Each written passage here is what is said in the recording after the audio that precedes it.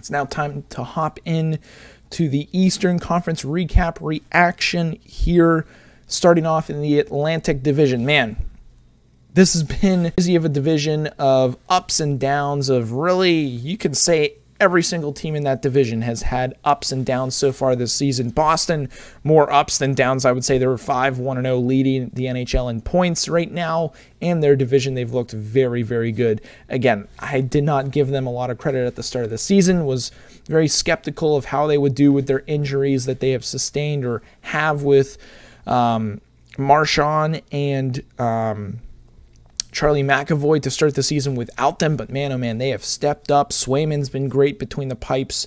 Offensively, Bergeron has been getting it done.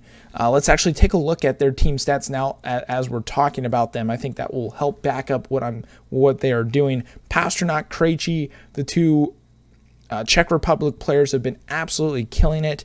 Bergeron, AJ Greer, a New England native, has been playing great for them. Taylor Hall, DeBrusk, Foligno, Lindholm, Zacha, Clifton. There's a bunch of guys there clumped in there about 5 to 3 points, which is great. So that means the team is really clicking. The chemistry is starting to mold. And man, Krejci back with the Bruins is honestly a massive difference maker. Not having him last year, a core centerman for their team, second line center, really helped out with that depth. They missed him last year, but man, it is good to have him back this year. And it is showing. He is -3.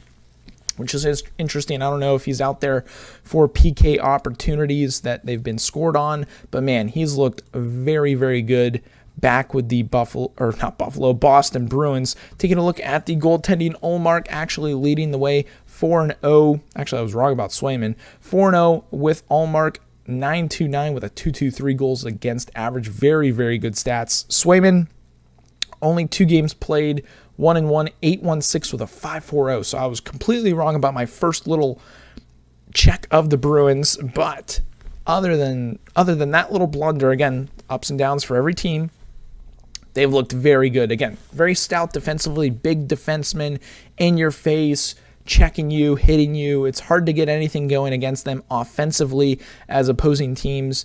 But I mean, taking a look at their goal differential, they're +8, so 27-4, 19 against. Not the best in the division, as we'll talk about the team who is the best in the division when it comes to the goal differential. But Bruins are hard-nosed hockey players. Their system with Jim Montgomery and what he's doing with them, very awesome stuff to see the Bruins sort of back where they should be. Again, season's still early. It's only week 2. Things can change in the flip of a coin, drop of a hat, whatever you want to call it. But they're looking good.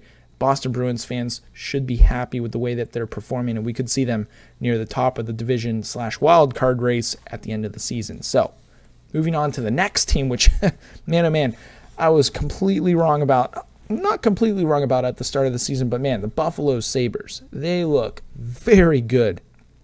Rasmus Dahlin. Holy smokes, this guy setting NHL records, first defenseman in NHL history to score four goals in the first 4 games of the season. They're getting great goaltending from old man Craig Anderson. They're getting great play from Thompson, from Alex Tuck, who's got, I believe, 4 goals on the season. Let's actually take a look at their team stats right now. They're playing amazing hockey. And again, I did mention best goal differential in the division, not in the conference, but in the division. So, man, oh man. Buffalo, the fans of Buffalo should be very happy with where their team's at. Dahlin actually leads the team 8 points. You've got then Tuck with 7, Olofsson 5, Casey Middlestat, who's really stepping up this year as a solid centerman for them with 5 points. JJ Peterka, who's a big up-and-coming player. Look out for him. He's got 2 goals, 2 assists. Hinostroza's playing a higher elevated role than what we've seen in the past. Dylan Cousins, Tage Thompson, a little bit slower than I anticipated him to start, but he's still up there in points. He's got 3 in 5 games played. Owen Powers looked very good, solid defensively. He's a big kid. And then, again, I want to take a look at their goalies. I don't know if Anderson has played all their games, but man, Anderson. He's 2 wins, 0 losses, 9.70 with a 1.00 goals against average. That is insane. Eric Comrie has also played very good, 9.30 with a 3.01 goals against average. I'm not too concerned about the goals against, more so the save percentage. He's 2-1. Buffalo looks very good. Their defensive zone structure, not turning the puck over as much as we are used to seeing the Buffalo Sabres do in seasons past. They look like a well-oiled machine that maybe are a few couple moves away from actually making the playoffs. So look for them to be pretty active around the trade deadline. Toronto, Florida, and Detroit, I'm going to be lumping them a little bit all together. Again, the games that they've won, they've looked great. The games that they've lost really haven't. I know Toronto losing Jake Muzzin, potentially, from what I'm hearing from different sources, out for almost the rest of the season. Some have said probably going to be missing the entire rest of the season, which is a huge loss for them. Assistant captain, great defensive defenseman, can put the puck in the net here and there with some help from screens up front. But man, it's going to be tough sledding for them. They're thin on the back end as is and as already. And losing him, basically, I'd say arguably your second best defenseman behind Morgan Riley. That's going to be tough. But again, with injury comes opportunity for other guys. Whoever's going to step up, fill the shoes.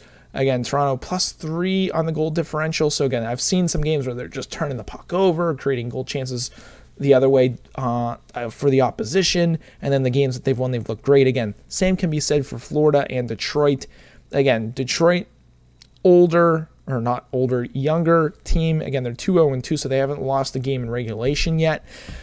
But you got to be winning games early, especially against competition that, let's say, you're playing teams around your similar stature like Ottawa, Montreal, Islanders, Columbus, Washington, New Jersey. You got to be winning those games. And Detroit, the games they've lost, they should have been able to win, but again, being a young team, they just can't find a getaway across that finish line.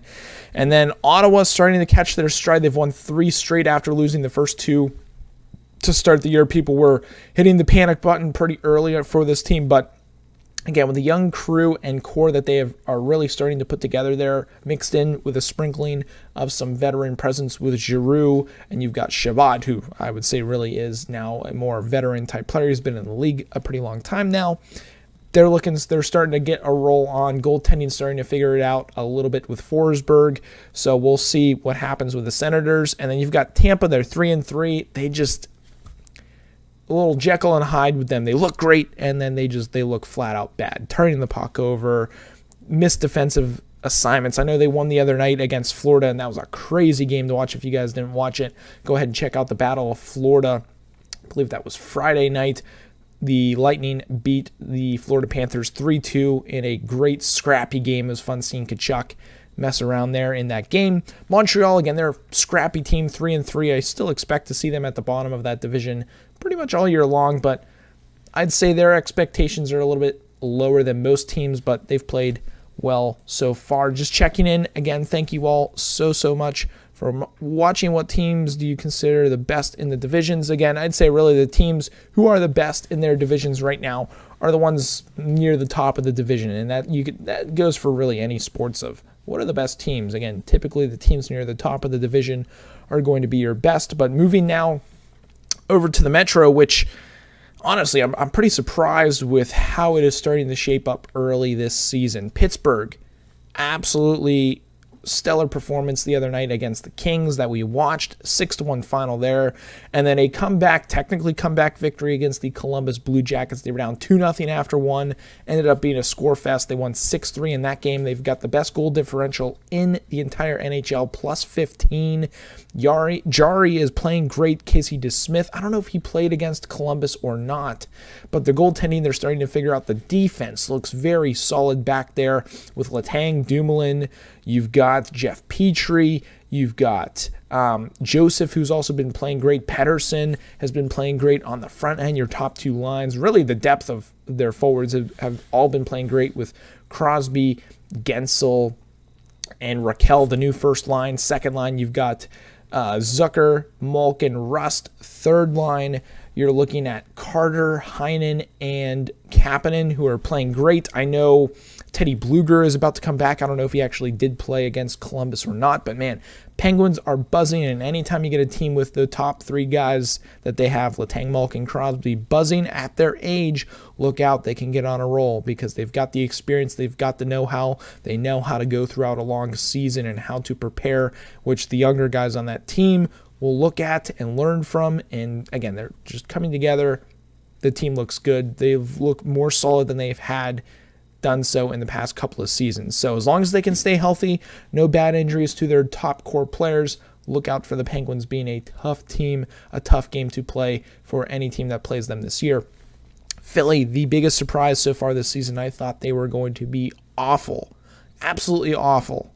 But they've proved everybody wrong, I think. Everyone thought that, Flyers think. Maybe some Flyers reporters and such have actually thought that they would do well this year. But, man, Flyers 4-1-0, 8 points second in the division above Carolina and the Rangers, who I think are kind of lumped together in, man, they both look very good with their top players playing great. Svechnikov really popping off, Panarin popping off. Panarin leads the league in points.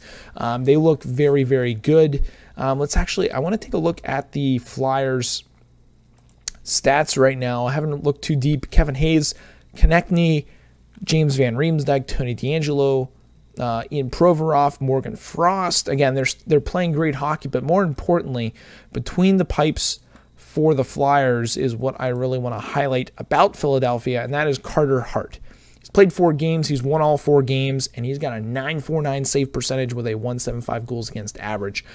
Carter Hart, along with their defensive structure that they have in their D zone, I think due to the fact that John Tortorella is more of a in-your-face defensive style type of coach who typically doesn't give up a lot of goals, is really helping out this Flyers team. Yes, they might not have the most skill looking on paper. Again, they do have some pretty elite players in Konechny, DeAngelo.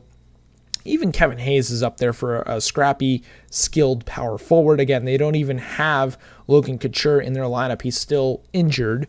But with a lineup that isn't as deep with superstar talent as you would expect with, let's say, Colorado or Calgary or Pittsburgh or Rangers, they're playing great hockey. Again, it starts in the D zone and works its way out, and that's where they are strong this year. I think that's why really they are near the top of the division, is because of their D zone. Again, goal differential 17-11, so +6.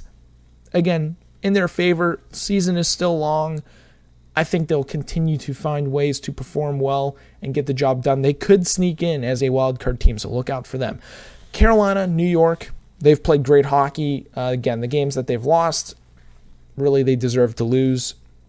But the games that they've won, man, they're blowing teams out. They're looking good. Puck movements on point, scrappy, good in the D zone. Again, their goal differential is in the plus, so that's always good if you are a team with playoff aspirations, especially early in the season. Your blueprint is going to be laid pretty early, and things look good for both of these teams. Goaltending, obviously not a question for either of these teams. Anderson and Shesterkin, respectively, they're starting goaltenders for each of those two teams, playing very good hockey recently. Their top 2 lines for both teams playing great offensively, and even more importantly, back-checking, playing solid D-zone hockey. So look out for those teams. They will continue to be near the top of the division.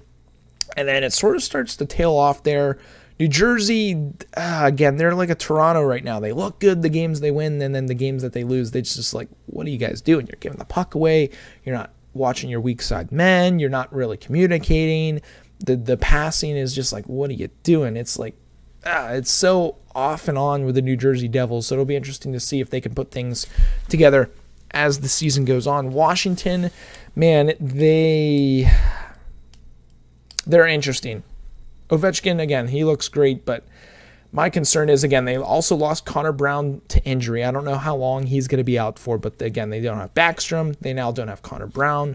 They don't have Wilson. They don't have Hagelin. Injuries keep piling up, and they are an older team.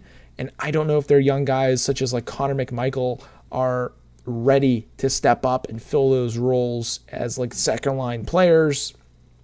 It's just not going to help their case moving forward and trying to make the playoffs this upcoming season. So look out for them this upcoming week to see if they can string a couple wins here together. I know New Jersey's on a 3-game winning streak.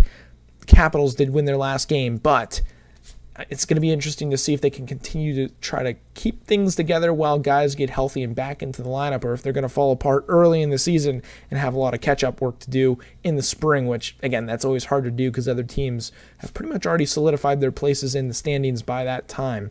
So we'll have to wait and see if the Washington Capitals can stay afloat for now or if they will sink this NHL season. Islanders, Columbus, they don't look good. The games that they've won, they did look good, but they're just young. D-zone not looking very good. Too many mistakes. I mean, goal differential, actually, the Islanders are +2, but the Columbus Blue Jackets -9. They had the Penguins right where they wanted them at home, and they just couldn't find a way to put it away. Again, Pittsburgh being an elite team, one of my picks to potentially make it to the Stanley Cup final this year. But Columbus, again, young team, still have a lot to figure out. Goaltending's kind of been of a question mark this year with Tarasov and Merzlikins at this point right now. So we'll have to wait and see on them. I'm not going to hold my breath on the Columbus Blue Jackets. I expect them to be at least the bottom or the second worst team in the division as the season goes on. Checking